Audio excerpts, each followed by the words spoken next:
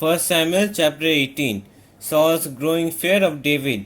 After David had finished talking with Saul, Jonathan became one in spirit with David, and he loved him as himself. From that day, Saul kept David with him and did not let him return home to his family. And Jonathan made a covenant with David because he loved him as himself. Jonathan took off the robe he was wearing and gave it to David, along with his tunic and even his sword, his bow, and his belt.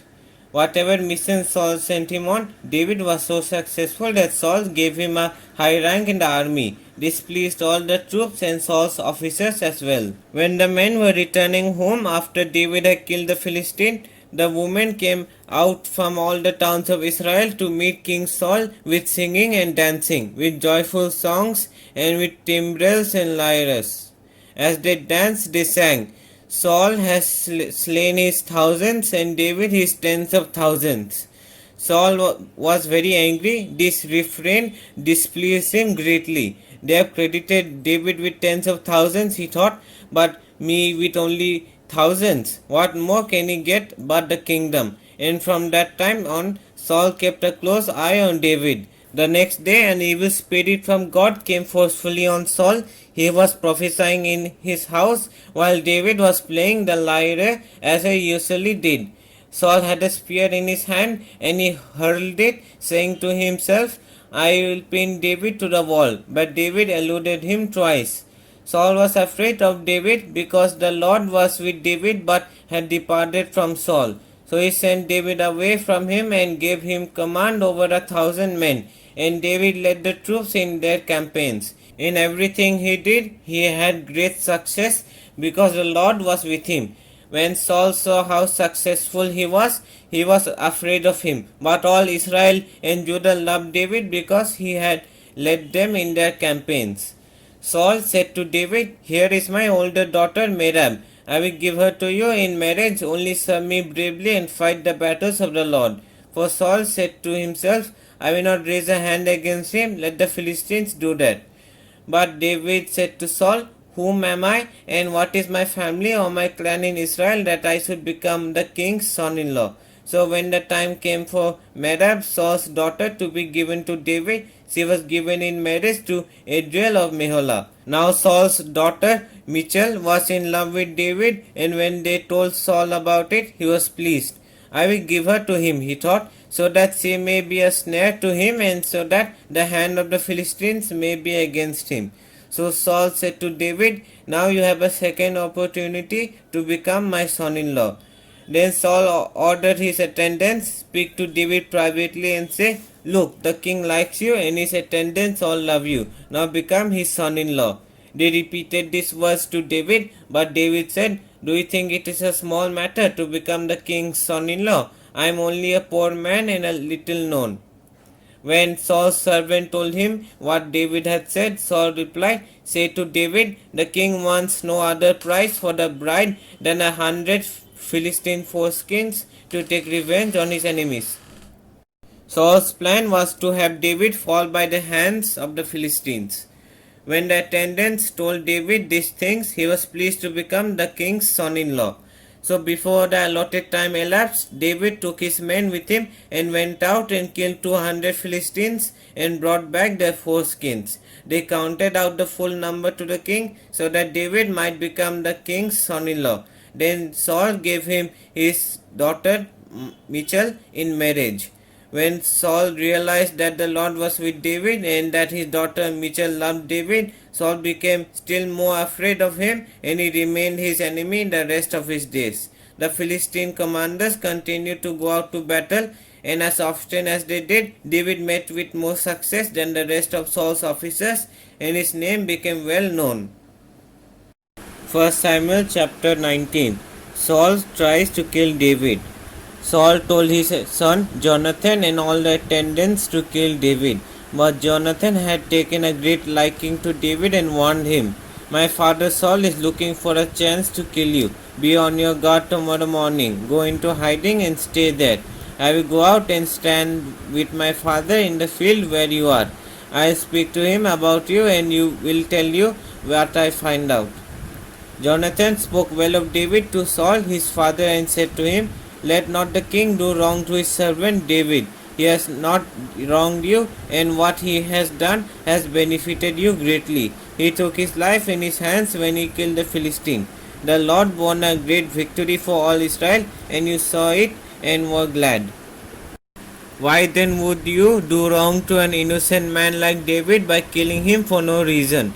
Saul listened to Jonathan and took this oath: as surely as the Lord lives, David will not be put to death.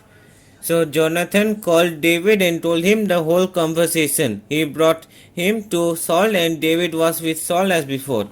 Once more war broke out, and David went out and fought the Philistines. He struck them with such force that they fled before him.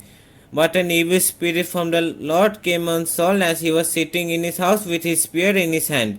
While David was playing the lyre, Saul tried to pin him to the wall with his spear, but David eluded him as Saul drove the spear into the wall. That night, David made good his escape. Saul sent men to David's house to watch it and kill him in the morning. But Michal, David's wife, warned him, if you don't run for your life tonight, tomorrow you will be killed. So Michal let David down through a window, and he fled and escaped. Then Michal took an idol and laid it on the bed, covering it with a garment and putting some goat's hair at the head.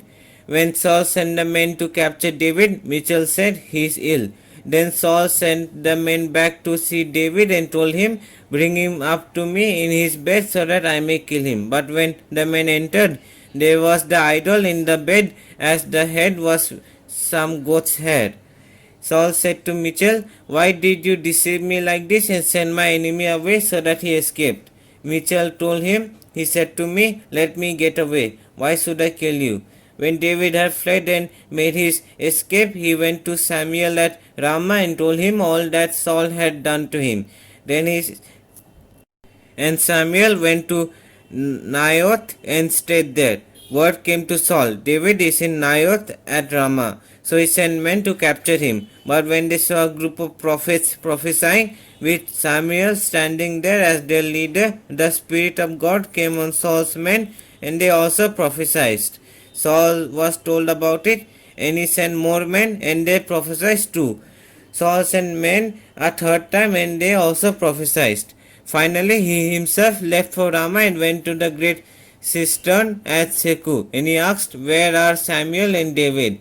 Over in Naioth at Ramah, they said. So Saul went to Naioth at Ramah, but the Spirit of God came even on him, and he walked along prophesying until he came to Naioth. He stripped off his garments, and he too prophesied in Samuel's presence.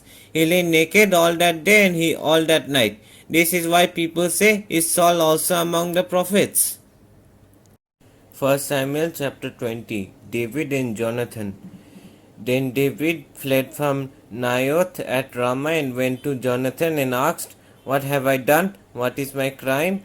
How have I wronged your father that he is trying to take my life? Never, Jonathan replied. You are not going to die. Look, my father doesn't do anything great or small without letting me know. Why would he hide this from me? It isn't so. But David took an oath and said, your father knows very well that I have found favor in your eyes, and he has said to himself, Jonathan must not know this or he will be grieved. Yet as surely as the Lord lives and as you live, there is only a step between me and death. Jonathan said to David, whatever you want me to do, I will do it for you. So David said, look, tomorrow is the new moon feast, and I am supposed to dine with the king, but let me go and hide in the field until the evening of the day after tomorrow. If your father misses me at all, tell him David earnestly asks my permission to hurry to Bethlehem, his hometown, because an annual sacrifice is being made there for his whole clan. If he says, very well, then your servant is safe, but if he loses his temper, you can be sure that he is determined to harm me. As for you, show kindness to your servant, for you have brought him into a covenant with you before the Lord. If I am guilty, then kill me yourself. Why hand me over to your father? Never, Jonathan said. If I had the least inkling that my father was determined to harm you, wouldn't I tell you? David asked, who will tell me if your father answers you harshly? Come, Jonathan said, "Let's go out into the field." So they went there together.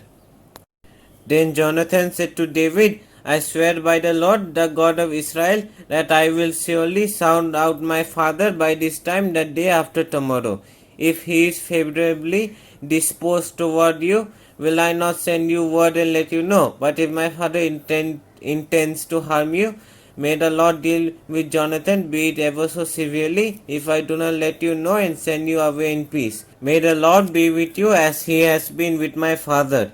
But show me unfailing kindness like the Lord's kindness as long as I live, so that I may not be killed. And do not ever cut off your kindness from my family, not even when the Lord has cut off every one of David's enemies from the face of the earth." So Jonathan made a covenant with the house of David, saying, "May the Lord call David's enemies to account." And Jonathan had David reaffirm his oath out of love for him, because he loved him as he loved himself.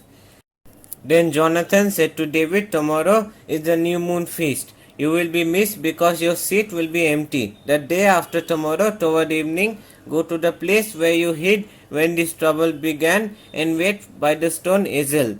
I will shoot 3 arrows to the side of it as though I were shooting at a target. Then I will send a boy and say, 'Go find the arrows.' If I say to him, 'Look, the arrows are on this side of you, bring them here.' Then come, because as surely as the Lord lives, you are safe, there is no danger. But if I say to the boy, 'Look, the arrows are beyond you,' then you must go, because the Lord has sent you away. And about the matter you and I discussed. Remember, the Lord is witness between you and me forever." So David hid in the field, and when the new moon feast came, the king sat down to eat. He sat in his customary place by the wall opposite Jonathan, and Abner sat next to Saul, but David's place was empty. Saul said nothing that day, for he thought something must have happened to David to make him ceremonially unclean. Surely he is unclean. But the next day, the second day of the month, David's place was empty again. Then Saul said to his son Jonathan, "Why hasn't the son of Jesse come to the meal either yesterday or today?" Jonathan answered, "David earnestly asked me for permission to go to Bethlehem. He said, 'Let me go, because our family is observing a sacrifice in the town, and my brother has ordered me to be there. If I have found favor in your eyes, let me get away to see my brothers.' That is why he has not come to the king's table." Saul's anger flared up at Jonathan, and he said to him, "You son of a perverse and rebellious woman, don't I know that you have sided with the son of Jesse to your own shame, and to the shame of the mother who bore you? As long as the son of Jesse lives on this earth, neither you nor your kingdom will be established. Now send someone to bring him to me, for he must die. Why should he be put to death? What has he done?" Jonathan asked his father, but Saul hurled his spear at him to kill him. Then Jonathan knew that his father intended to kill David. Jonathan got up from the table in fierce anger. On that second day of the feast he did not eat, because he was grieved at his father's shameful treatment of David. In the morning, Jonathan went out to the field for his meeting with David. He had a small boy with him, and he said to the boy, "Run and find the arrows I shoot." As the boy ran, he shot an arrow behind him. When the boy came to the place where Jonathan's arrow has fallen, Jonathan called out after him, "Isn't the arrow behind you?" Then he shouted, "Hurry, go quickly, don't stop." The boy picked up the arrow and returned to his master. The boy knew nothing about all this, only Jonathan and David knew. Then Jonathan gave his weapons to the boy and said, "Go, carry them back to town." After the boy had gone, David got up from the south side of the stone and bowed down before Jonathan 3 times with his face to the ground. Then they kissed each other and wept all together, but David wept the most. Jonathan said to David, "Go in peace, for we have shown friendship with each other in the name of the Lord, saying, 'The Lord is witness between you and me, and between your descendants and my descendants forever.'" Then David left, and Jonathan went back to the town.